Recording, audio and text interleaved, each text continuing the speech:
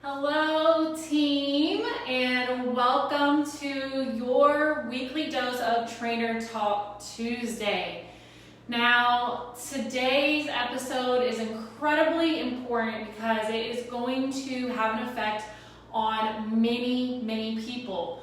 We all know someone, if it's not ourselves, that is affected with blood sugar issues.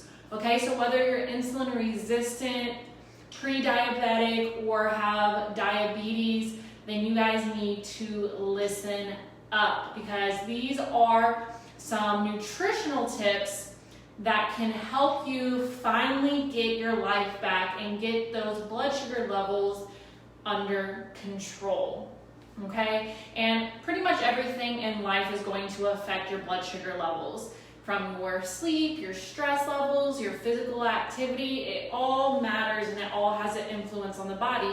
But your nutrition is a huge component of really finding rebalance in the body and getting that part of your life back under control. So we're going to go over these 5 different things that you can start doing today if you have any type of blood sugar issues that are going to range on the high end, okay? So we're talking about high blood sugar levels. And I'll say this before we even get started, guys. Even if you have not been diagnosed with diabetes or pre-diabetes, this is something that you're going to want to implement into your life so you never get diagnosed with those things.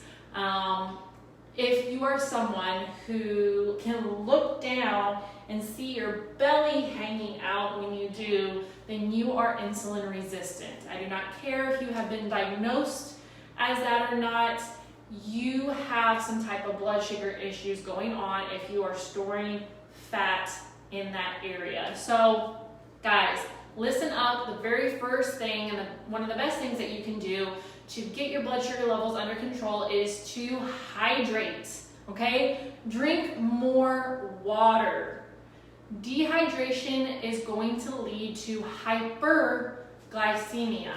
And we know that when you have diabetes, okay, that you start to have that diabetes thirst, right? You start drinking a ton of water. And this is one of the first signs that you have diabetes and that it's out of control, that your blood sugar levels are far too high.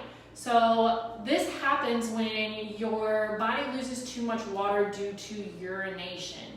And the reason that you are urinating so much is because of the high blood sugar levels. So you kind of see this vicious cycle. When your blood sugar levels are too high, you'll start to urinate too much because those kidneys are going to produce more urine to flush out the excess glucose. But because you're urinating so much, you're going to become more and more dehydrated. And most people are clinically dehydrated anyway. So this is just going to keep adding fuel to the fire. Again, this is why when people start showing signs of diabetes when they haven't been officially diagnosed with it, they will start to get incredibly thirsty, and you'll see people start just consuming any type of liquid that they can because nothing is satisfying that thirst. Okay, so the best thing that you can do right now is start monitoring your water intake, and we are just talking about absolutely plain water. We don't want to add other liquids into this. We are talking about water. Water is the best thing that you can put in your body, and it is truly the only thing that is going to keep you hydrated. So we want to make sure we stay hydrated and gauge your hydration levels based off of your urine, guys. It should be a pale yellow in color. You don't want it to be dark at all. And this should be like this throughout the entire day, even when you wake up in the morning. When you wake up in the morning, it might be a little bit darker just because you've been sleeping, but it shouldn't be just so dark yellow or even looking at, different shades of like orange or anything like that. So make sure that you're staying hydrated. Use your urine as a baseline to kind of know what that looks like. General terms here, you need a minimum of half your body weight in ounces of water. Okay, this is the bare minimum. So most of you are probably not getting that in. If you're not, go ahead and make that your goal. But the reason that most professionals are going to recommend that the average person gets in about a gallon of water a day is because it's half your body weight in ounces minimum. We're not factoring in current hydration levels. We're not factoring in physical activity level.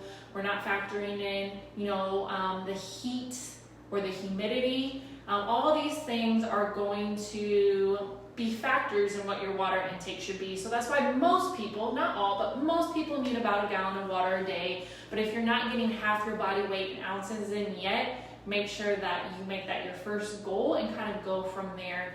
Your body will let you know. You'll be able to make a sound decision based off of, again, the color of your urine and how frequently you are using the restroom. So guys, big deal. Number 1, hydrate. All right, number 2, which this is probably the main thing that you are going to hear from your doctor, and it is incredibly important. You need to remove processed foods and refined sugars. Absolutely, this has to happen if you want to get your blood sugar levels under control. When we say processed foods, we're talking about anything that's like pre-made. So anything that really comes in a can, a box, a bag. These things are processed foods and they are loaded with refined sugar. So I know a lot of times when we think of refined sugar, we think of like cookies and cake and all those goodies that people love to enjoy. And yes, we are talking about those things too. But we're also talking about your, pre-made lean cuisine. We're also talking about your bag of chips. We're also talking about these things that, people don't typically relate to as processed foods or, something that's super unhealthy because it's not sweet. But these foods are still incredibly damaging. They have a lot of extra ingredients, a lot of refined sugar hidden in those pre-made meals or pre-made snacks, and they are going to cause your blood sugar levels to just rage out of control. So it's very important that we start to remove these things from our overall diet. And number 3, this is something that your doctor will not tell you. And this is one of the biggest mistakes that I see people make when it comes to regulating their blood sugar levels. You need to reduce or eliminate your overall starch intake. Okay, when people think of eating healthy, they always think that a starch is included in that. So a starch, examples of that would be things like pasta, rice, even like a potato, okay? A lot of people, they eat their meat and their potatoes, and that's what their meal looks like. But if you are eating an abundance of starch, okay, or anytime that you eat starch, it's going to basically have the same effects on the body as that sugar does. So that's why it's incredibly important to remove it. I think a lot of us will think, well, potato, that's a vegetable, right? That's good for me, I can have that. But guys, I'm telling you, if you really want to take back control of your health, you have got to drastically reduce or eliminate these things to really regain back control of your body and to give your pancreas a break so it can start functioning the way that it needs to, so it can start processing, your blood sugar and insulin the way that it was designed to. So guys, cut down on that. And I know a lot of you guys are thinking, well, what am I supposed to eat if I can't have my potatoes, if I can't have my pasta? You just want to replace those starchy items with low starch vegetables. So this should really be the bulk of what your plate should look like. About half your plate should be low starch veggies. So examples of low starch veggies are things like broccoli, asparagus, any of your green leafy vegetables, so whether that's kale, spinach, mustard greens, collard greens, okay? All of these are going to be beneficial to regulating your blood sugar levels and keeping them balanced throughout the day so you're not having a spike or then a drop down. Now other examples, anything green really is going to be in that low starch veggie, but you can also have things that are vibrant in color, okay? So we want yellows, oranges, reds.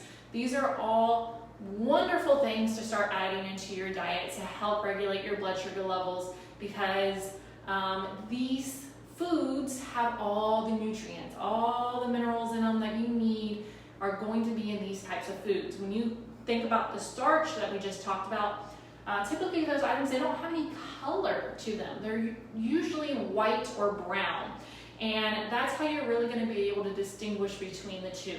You want to eat the rainbow. You don't want to have foods that are very dull in color. You want your plate to look like a rainbow, particularly with a lot of greens. All right, guys, so the next thing is you want to incorporate low sugar or citrus fruits when needed. So, come here, Susie. Okay, baby, come sit and finish with me. We're gonna get through this very quickly. My kids are tired. So, a lot of people, when they're diabetic, pre-diabetic, insulin resistant, they think that they can never eat fruit again because they're like, well, fruit has sugar in it. Okay, there's some truth to that, but not entirely, guys. Yes, fruit does have sugar in it, but it is natural sugar. It is not the same as refined sugar. Please do not confuse the two.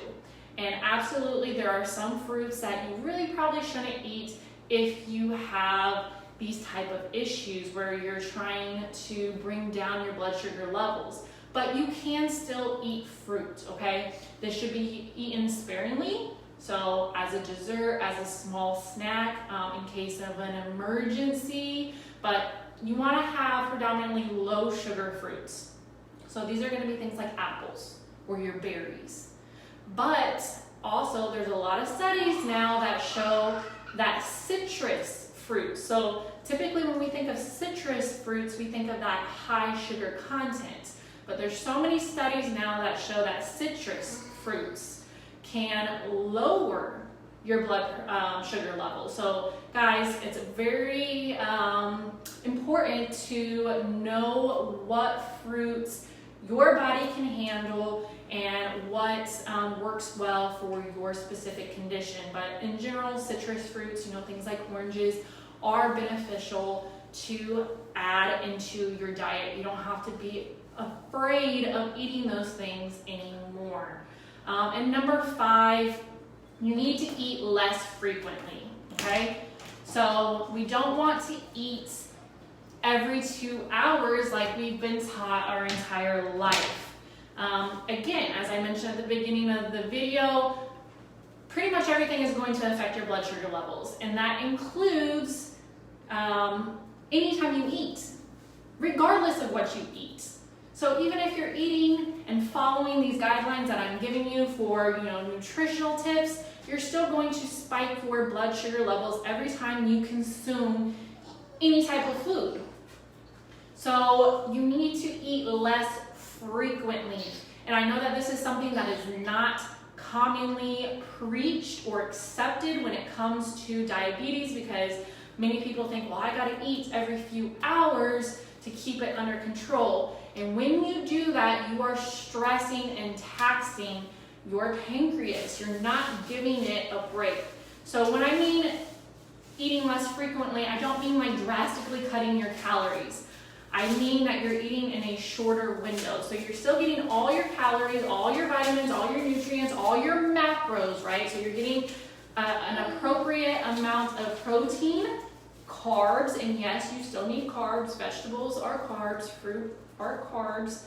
So protein, carbs, and fat. You should be getting adequate amounts of this for whatever your goals look like, right? And you're just doing it in a shorter window, a shorter time frame. So instead of eating every few hours all throughout the day, you may only eat a couple of times a day, but you're still getting all the value that you need in that shorter period of time. This is called intermittent fasting, okay? Maybe you're familiar with it, maybe you're not. One of the most common forms of intermittent fasting is to wait until noon to eat, and you finish by 8 p.m. and then you sleep and you kind of do it all over again. That's one of the most commonly intermittent fasting. You can do what works best for your body.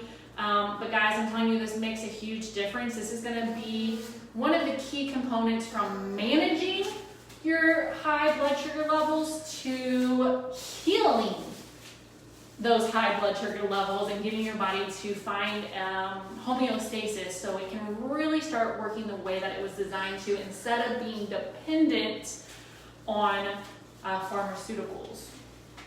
All right, guys, so a lot of information there. For many people, this is going to be a huge lifestyle change. If you're insulin resistant, pre-diabetic, diabetic, this is going to sound like a lot of information. It's going to sound like you're not going to be able to maintain it. But I can promise you that once you start making small changes, you're going to start notice everything that I'm telling you, and you're going to start seeing changes in not only your body, but how you feel. You will physically feel the changes by incorporating these tips. And maybe you don't do them all at once. Maybe you focus just on hydrating and removing refined sugars, and that's fine. If that's where you're at, focus on what you can do today and what you can maintain long term. And as you get better that those things start to become a habit, then you can incorporate some of these other things that I'm talking about that you're like, no, I'm not really too sure about that. I don't know. So guys, go ahead, hit up the comment section. Let me know what you think about this. Have you been diagnosed with insulin resistance, prediabetes, diabetes? Do you find this information helpful? Hit me up, let me know. I would love to talk to you more and to help you individually. But got both the kids in there. I think they've had enough. So I'm gonna get these kiddos to sleep. I love you guys. Stay healthy. And as always, never give up, never lose hope, never settle. I'll see you here same time, same place for next week's episode of Trainer Talk Tuesday. Until then,